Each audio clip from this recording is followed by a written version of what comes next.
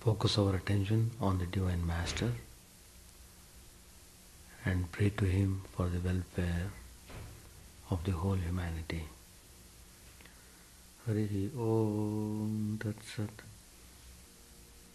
Om Sthapakaya Dharmasya Sarvadharmaswarupine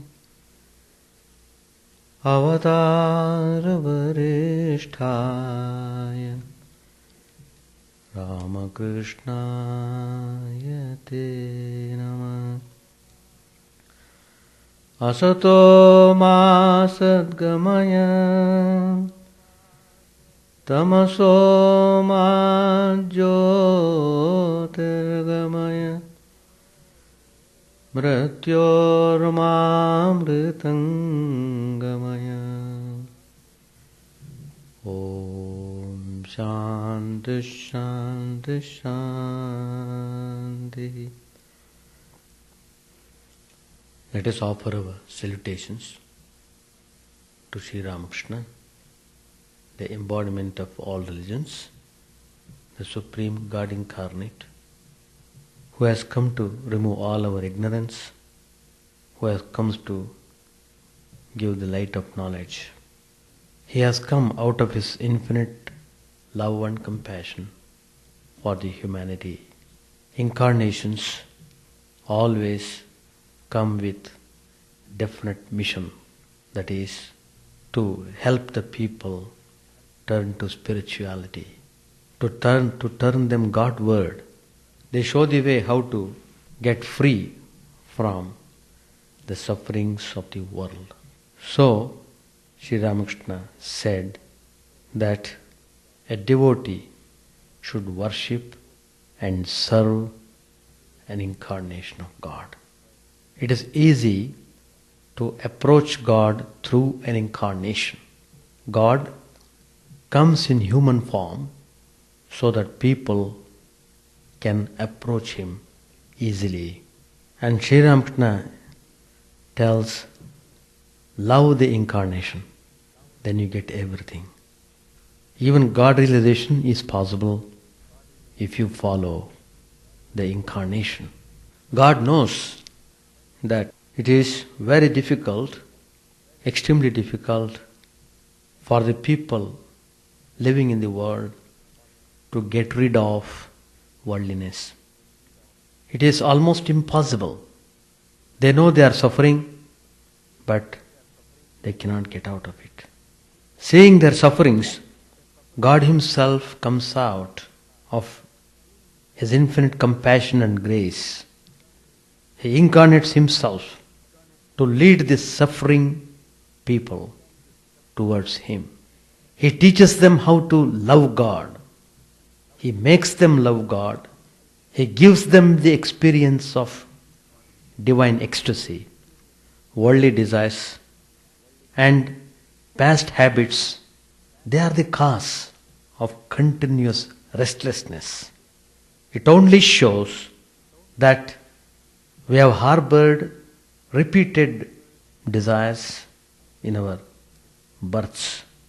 The more worldly desires we cherish in the mind, the more we become distracted.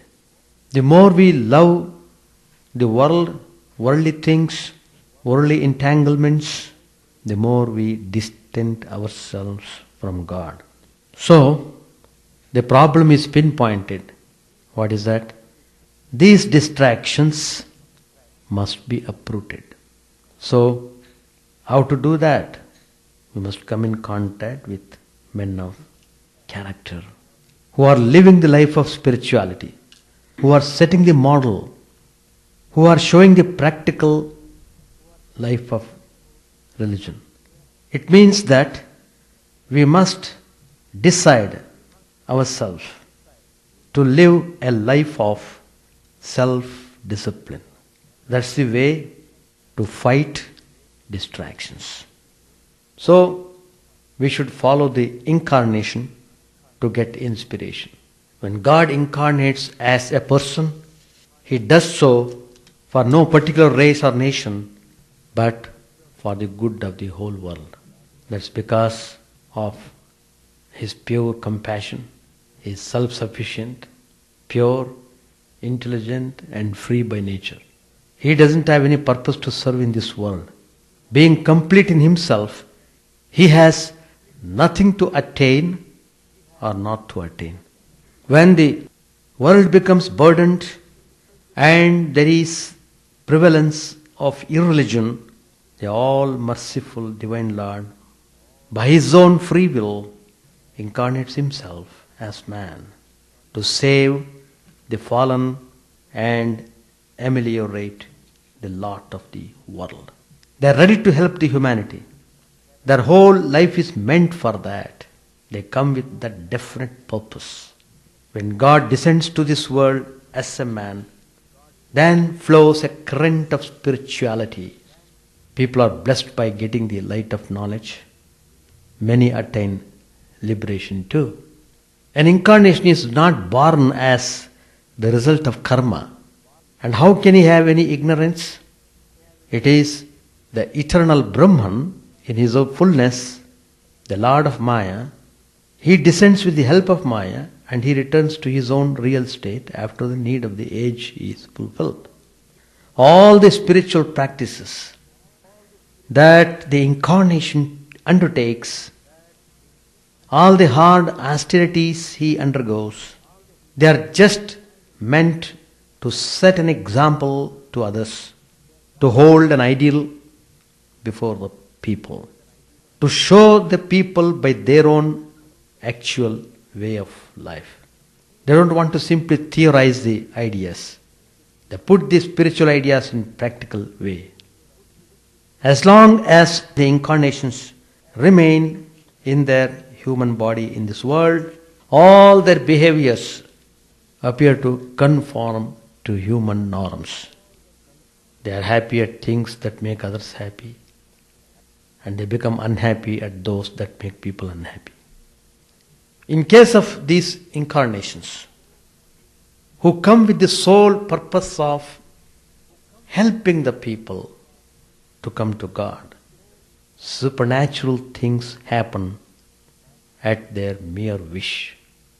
So, God is born as a man in order to redeem embodied beings.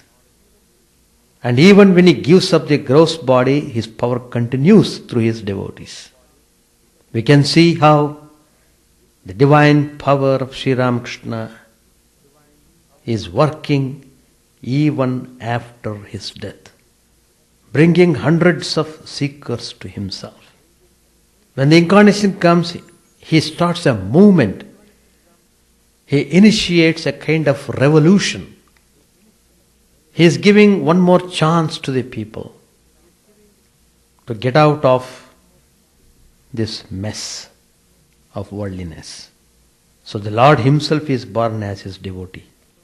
Although he is omnipresent and infinite, he comes to us in a finite form for our own good. He knows ways and means of drawing the people towards the divine.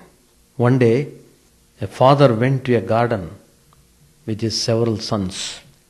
So as soon as they went to garden, the children set on playing.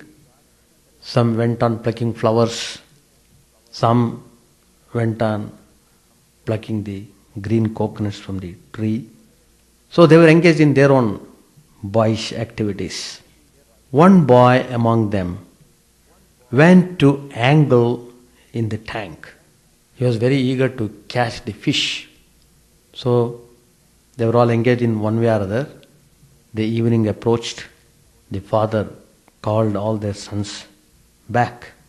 All the children came except one who was absorbed in catching the fish. The father sent for him again and again, but he would not come. It's all getting dark. Then the father himself went there, broke the fishing rod to pieces and pulled the boy. He took that drastic step. In the same way, God takes drastic steps. He comes to us from time to time. As incarnation he comes. Why he comes? To shatter our playthings and drag us towards him. So Sri Ramakrishna teaches that we should cherish faith in incarnation and love him. We get immense spiritual wealth, we get illumination, and we get liberation too. So Sri Ramakrishna is giving us hope that we should follow the teachings which are simple, which are direct, which are very effective, shining with spiritual power. As I said earlier, the very fact of Supreme God coming in human form shows that he loves the creation. He wants to show to the people what love is really meant. Then the devotees learn to love properly the incarnations. It is easy because they can see them in the front. They are not invisible. What's the meaning of loving the incarnations? It means to follow their teachings in letter and spirit. One day, Sri Ramakrishna was talking to Keshav Chandra Sen. He asked him, "Have you seen a custard apple made of pith?" "Yes, sir," he replied. Then Sri Ramakrishna explained, "As such a custard apple remains one of a real custard apple, even so the clay image of Kali remains a devotee of her, the real, blissful, divine mother." How nicely he is teaching the truths effectively by simple examples. On another occasion, he said to Keshav, "You are the only one who has dropped your tail." Nobody could understand what Sri Ramakrishna meant by that. Sri Ramakrishna himself explained it. The tadpole, that is a frog, so long as it has not dropped its tail, lives only in the water. It cannot move about on dry land. But as soon as it drops its tail, it hops out on the bank. Then it can live both on land and in water. Likewise, as long as a man has not dropped his tail of ignorance, he can live only in the water of the world. But when he drops his tail, that is to say, when he attains the knowledge of God, then he can roam about as a free soul or live as a householder if he likes. This way, Sri Ramakrishna has said many things, simple and direct. The sublime truths are put in easy language through similes so that we can understand the significance and make our life blessed. So these incarnations always help us. They are always with us. Even though they have left their mortal body, they remain in subtle body to help us in many ways. But we have to exert our determined will. Then only it is possible to get rid of worldliness. Otherwise, it is so difficult. It is so difficult. Not only that, it makes you more and more worldly if you are not struggling to get yourself out of it. The more we are born in this world, the more we become worldly. The more we become worldly, the more we have to suffer. Suffering is because of our own ignorance, our own ajnan. So we ourselves are responsible for whatever things occur to us. By blaming somebody else for our misfortunes will not solve the problem. It will not lead us anywhere. It will make us more miserable. There are people I have seen who criticize the whole world, I would ask them, are you separate from the world? You are also part of the world. Why are you criticizing the world? Criticize yourself. Why do you want the whole world to adjust to you? You adjust to the world. So we should direct our thinking, doing in a proper way. Then only it's possible to turn ourselves to God. In every age, the Supreme Divine takes human form. In spite of God coming frequently, in many ways, still people get lost. Over the period of time, they lose the track. They take to irreligious ways of life. They just don't care about maintaining purity, practicing religion in the right way. So, lot of trouble people have to undergo. But anyway, Sri Ramakrishna's Gospel has given us assuring teachings. Reading through them every day, contemplating on them, practicing them in our life sincerely, we are sure to come near to God. The more we come near God, the more we become peaceful and happy. So Sri Ramakrishna tells, love an incarnation. Develop faith in Him. You will achieve everything. Page 358.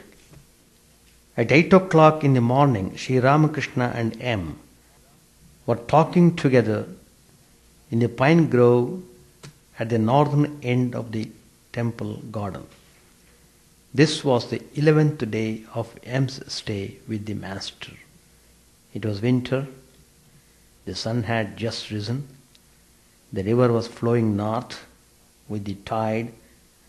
Not far off could be seen the bell tree where the Master had practiced great spiritual austerities.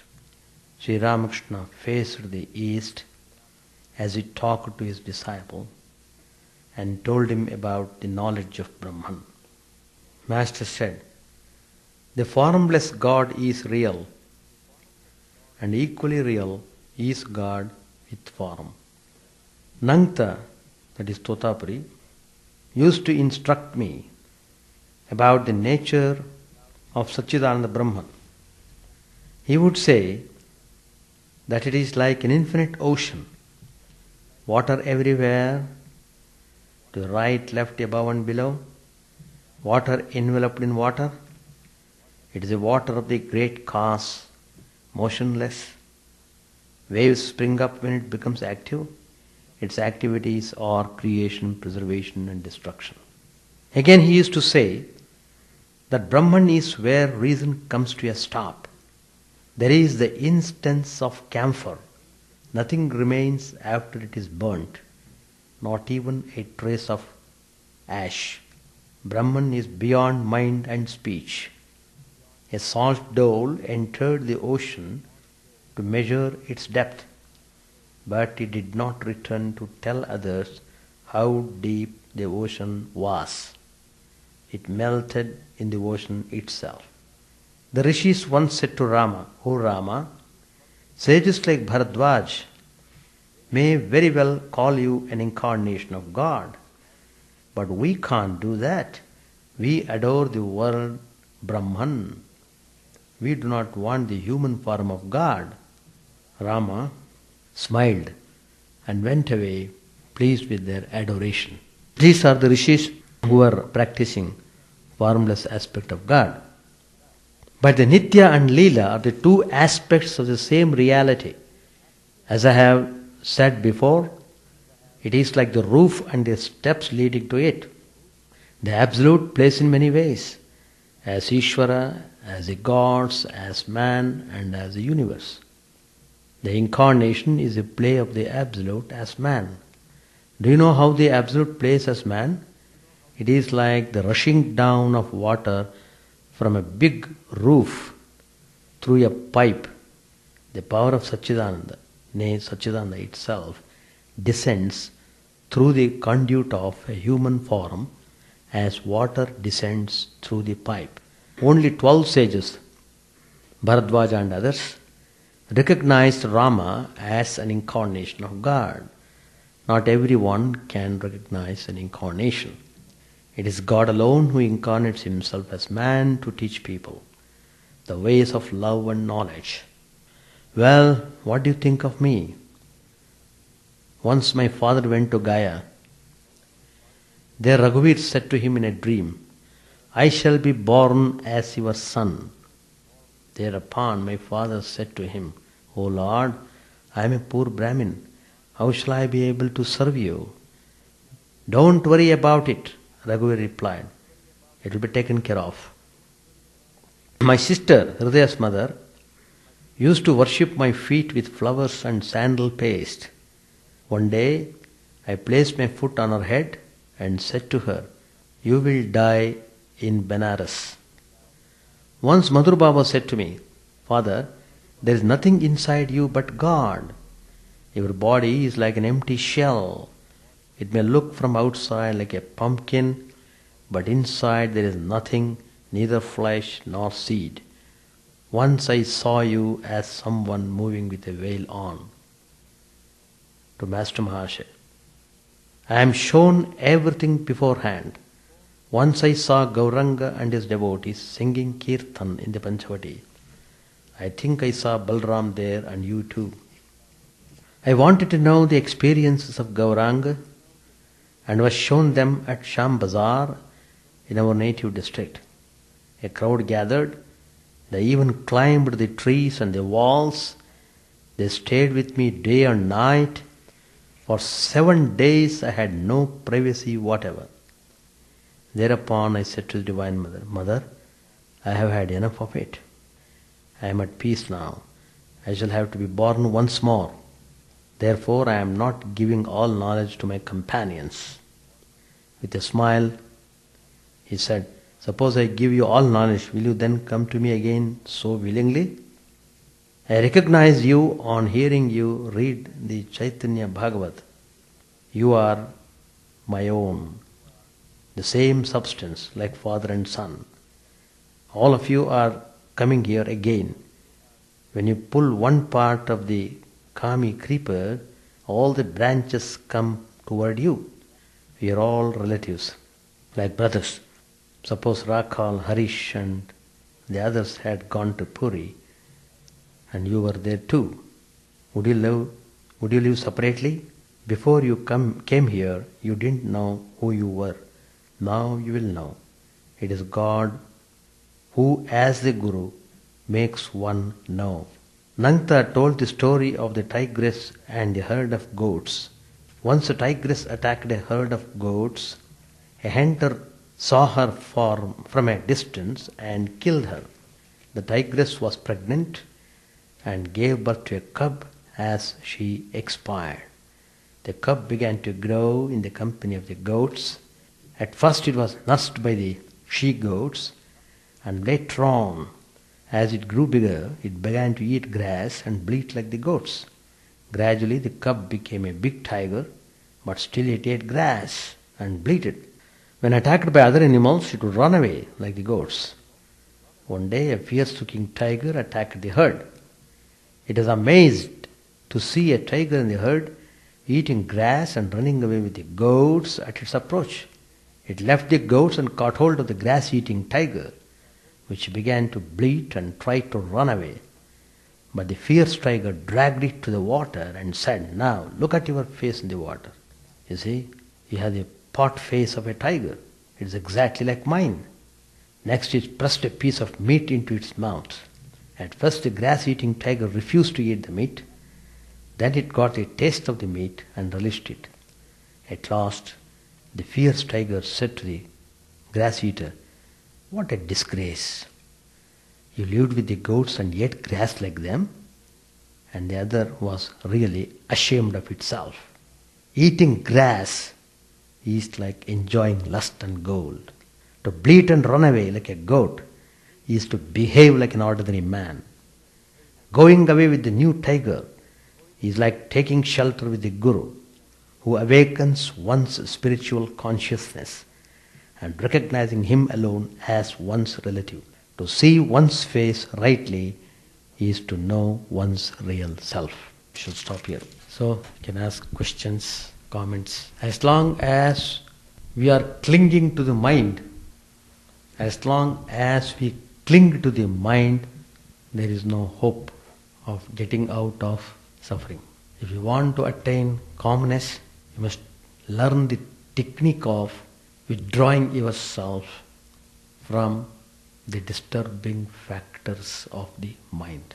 So it depends upon how you really want to conduct yourself. Gods come in the form of human beings. They teach us, they show us the way, they show their full love towards us.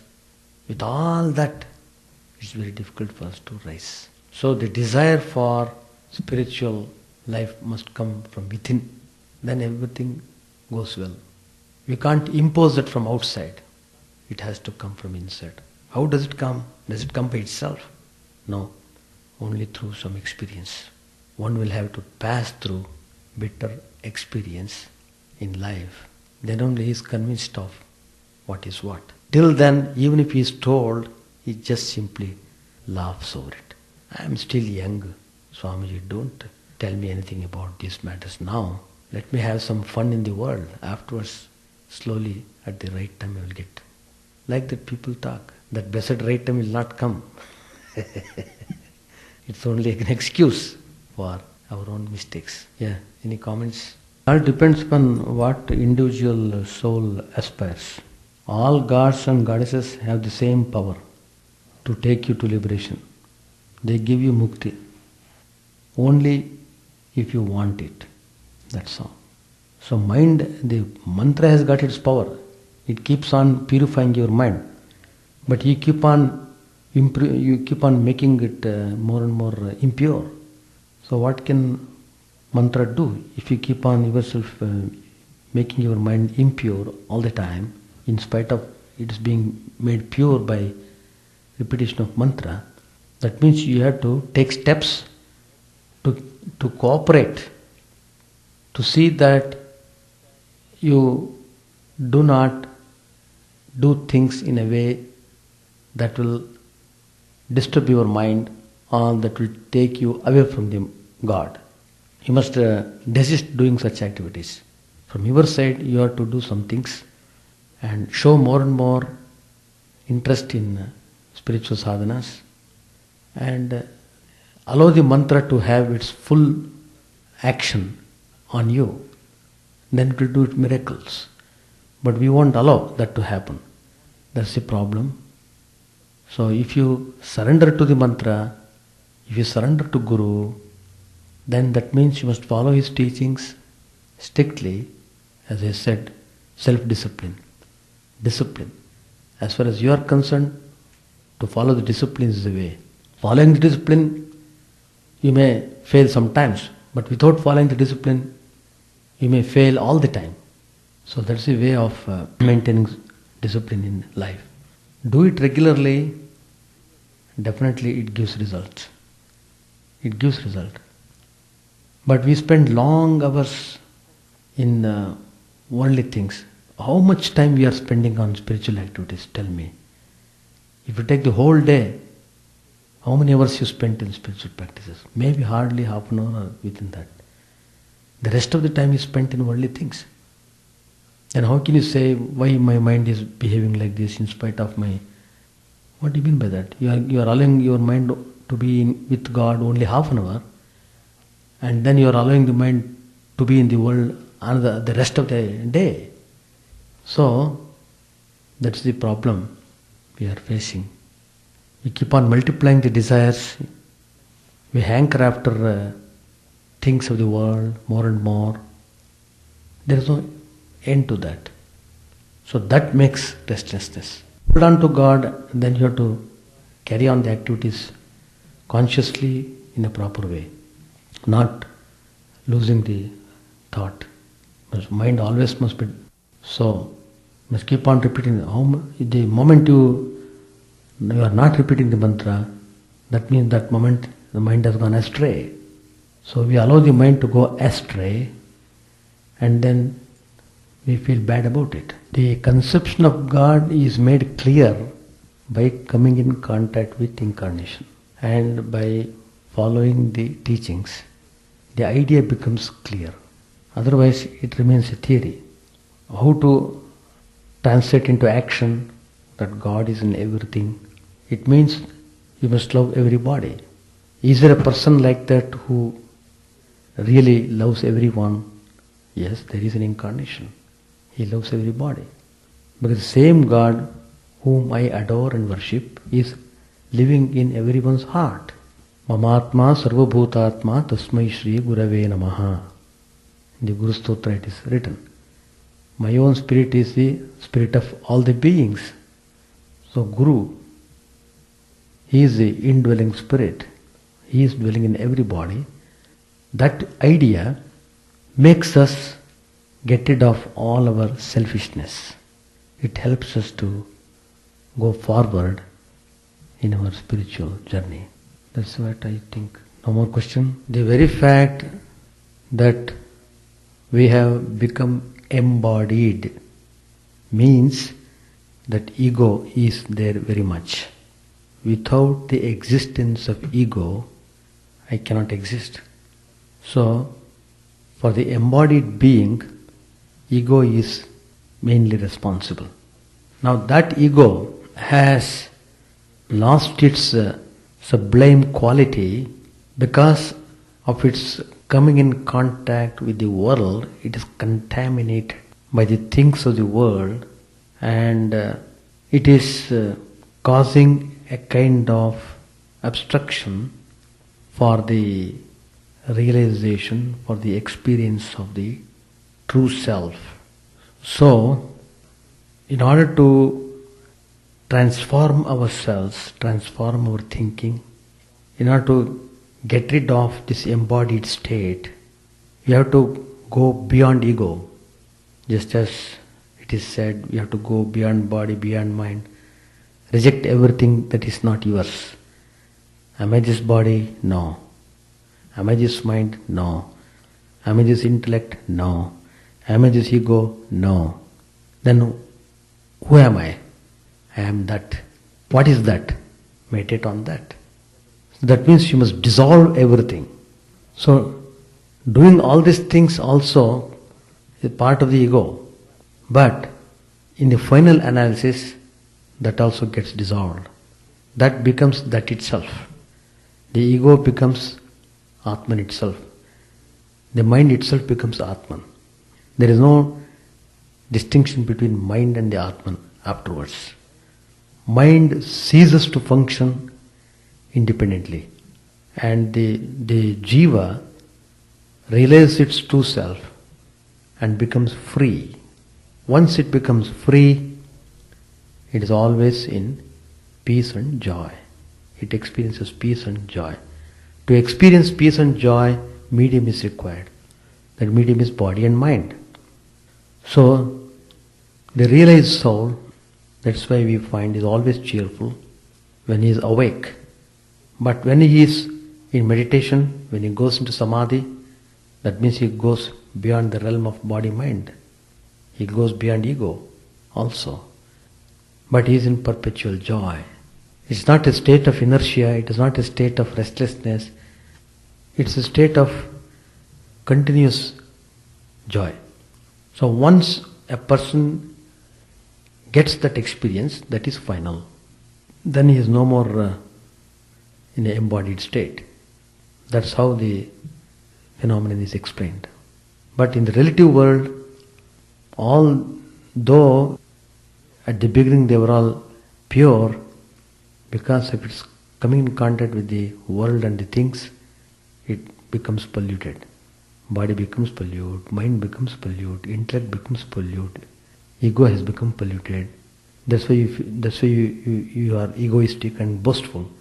But a devotee, a real devotee, can never be boastful. He always say, I am not I, but thou. He always feels some divine consciousness, divine Chaitanya is there behind everything. So he is always aware of the supreme consciousness, and so he doesn't make his ego more important than the supreme God. Actually, this little I becomes one with the supreme universal I. Universal I. That's all. Any question you have? Any doubts? Clarification. Work by itself will not keep the mind pure. No. It's the attitude by which you do the work that is responsible. There are lots of people who do the work. But it is true, once we are born in this world, we have got certain responsibilities and duties. Go with that. Perfectly alright. But sometimes we interpret these responsibilities and duties in such a way that only to satisfy our own whims and fancies, we interpret them as duties and responsibilities. But what happened to our duty of remembering God and offering our prayers to Him and dedicating ourselves to Him, etc.? So, duties are there. It is very good to be engaged. Never one should be idle at all. You must be active, you must engage yourself. Really, true. But in what manner you engage yourself, in what manner you do the work, that's important. There are people who work whole day, whole night. In one of the meetings last Saturday I had been to Kalamazoo. There one devotee was telling, I just asked the devotee, tomorrow is Sunday, so will you please come to Ganges, because there is service Ganges and it's good to come at least once in a month. If not all the 4 weekends, at least one weekend you can come. Then the devotee answered, oh, I wish to come, but my work is such, I am on a call. That means any time, even if it is midnight, if the call comes, the devotee must respond to that call. That is, he must go there to the house. He is a doctor, he must go to the hospital, whatever it is. So that means he can't have choice there. He has been tied down by his own way of activities. No doubt, he is going for a call and it's not that he is doing free. They will give him a double charge, double payment. If daytime he is given $50, if he comes for a call, he gives $100, he gets. So, in the heart of heart, he wants that $100. For nothing, for 5 minutes if I go, I get $100. So, but he covers it by telling, oh my call, as if he is duty bound. With the same intensity, he doesn't feel any duty towards enriching his spiritual life. We always talk about worldly duties and worldly things. What about your spiritual life? Don't you have any spiritual personality at all? Unless you pay attention, how can you cultivate it? Even 1,000 incarnations come, you will not be able to change yourself unless you keep yourself open. So, sometimes what happens, the duties themselves will teach you, it makes you disgust. Enough of this, so many, I have done 40 years, is enough for me, no more. That stage will come. So you must organize yourself in such a way to pay equal attention to all the aspects of your life. What is important, what is primary, that attention must be given. Otherwise, at the time of crisis, nobody comes to your help. It's only the spiritual ideas that keep us always on a high level. It gives us strength to face the problems in life calmly. So wherever we are, even if we are discharging our worldly things, duties, if you keep on thinking God, it's very good. To that extent, you are able to maintain that purity in the mind. But then, as I said, your actions also are important. What way you are doing the things, what is your motive, all these things are very intricate. There are so many things to learn. So, I think that way. So, we have to put a demarcation on ourselves.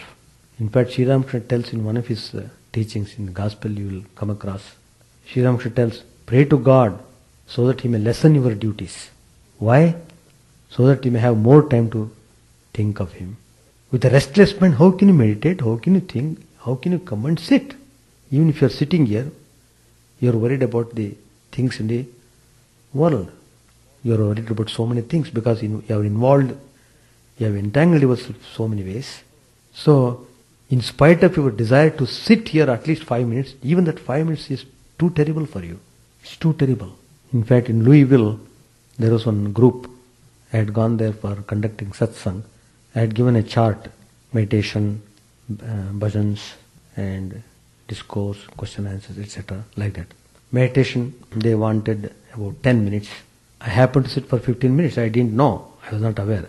Afterwards, the organizer came, Swamiji, even 10 minutes is too difficult for us.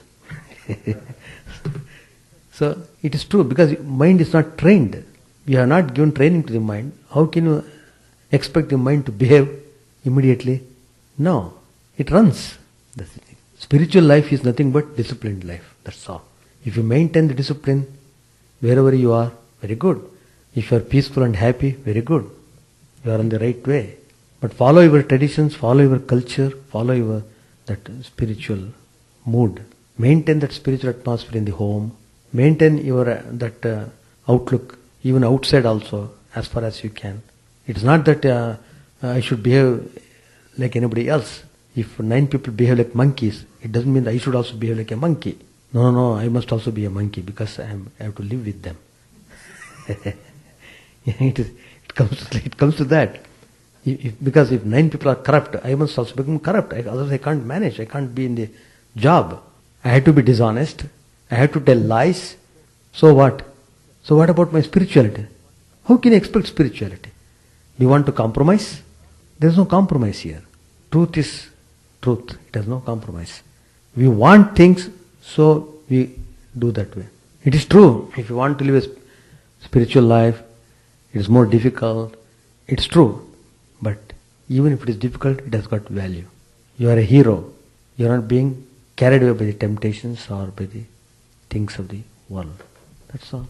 Doubts will be there wherever you are, whether you are in India or in America or Russia.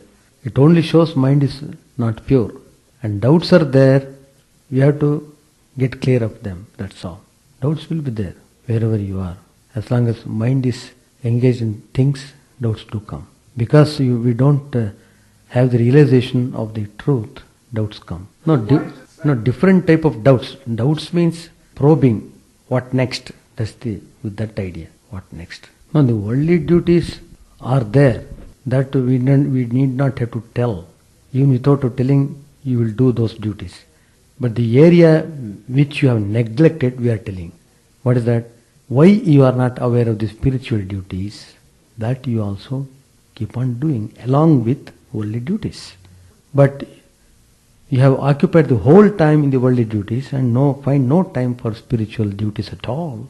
So that is why it means you will have to be in some kind of trouble, because spiritual duties are not done. To that extent there is a vacuum. So as long as there is vacuum, you feel restlessness, you won't feel happy or peaceful. So even whatever little devotional practices you keep on doing, it will give some kind of mental satisfaction that will keep you to a certain level. So that is the way. But in the final analysis, this spiritual duties must take the place of worldly duties. It should become primary. Worldly duties should become secondary. Now because the worldly duties have become primary and the spiritual duties have become secondary, so we are always in trouble. That's all what I can say. And we shall conclude. Another important event comes in November. The City Council of the City of Chicago has passed a resolution to honorarily designate South Michigan Avenue from East Adams Street to East Monroe Street as Swami Vivekananda Way. So the programs are being worked out. It will start at 11:30. So all of you with your friends, please try to participate in the program. From morning 11:30 to 3 o'clock, the programs will be held there. Chant the name of the Lord and His glory unceasingly, that the mirror of the heart may be wiped clean and quenched that mighty forest fire, worldly lust, raging furiously within. O name, stream down in moonlight on the lotus heart, opening its cup to knowledge of thyself. O self, drowned deep in the waves of His bliss, tasting His nectar at every step, bathing in His name, that bath for weary souls. Various are thy names, O Lord. In each and every name thy power resides. No times are set, no rites are needful for chanting of thy name. So vast is thy mercy, how huge then is my wretchedness, who find in this empty life and heart no devotion to thy name. O my mind, be humbler than a blade of grass, be patient and forbearing like a tree, take no honor to thyself, give honor to all, chant unceasingly the name of the Lord. O Lord and soul of the universe, mine is no prayer for wealth or retinue. The playthings of lust are the toys of fame. As many times as I may be reborn, grant me, O Lord, a steadfast love for thee. A drowning man in this world's fearful ocean is thy servant, O sweet one. In thy mercy consider him as dust beneath thy feet. Oh, how I long for the day when an instant's separation from thee, O Lord, will be as 1,000 years, for my heart burns away with its desire, and the world without thee is a heartless void. Prostrate at thy feet let me be, in unwavering devotion, neither imploring the embrace of thine arms, nor bewailing the withdrawal of thy presence, though it tears my soul asunder. O thou, who stillest the hearts of thy devotees, do with me what thou wilt, for thou art my heart's beloved, thou and thou alone. O Lord, lead us from the unreal to the real, lead us from darkness to light, and lead us from death to immortality.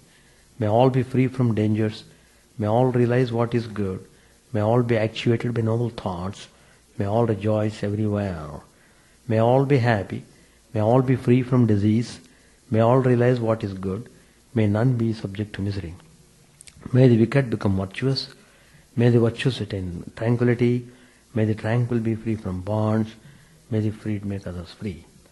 May good betide all people, may the sovereign righteously rule the earth, may all beings ever attain what is good, may the worlds be prosperous and happy. May the clouds pour rain in time, may the earth be blessed with crops, may all countries be freed from calamity, may holy men live without fear. May the Lord, the destroyer of sins, the presiding deity of all sacred works, be satisfied. For he being pleased, the whole universe becomes pleased. He being satisfied, the whole universe feels satisfied.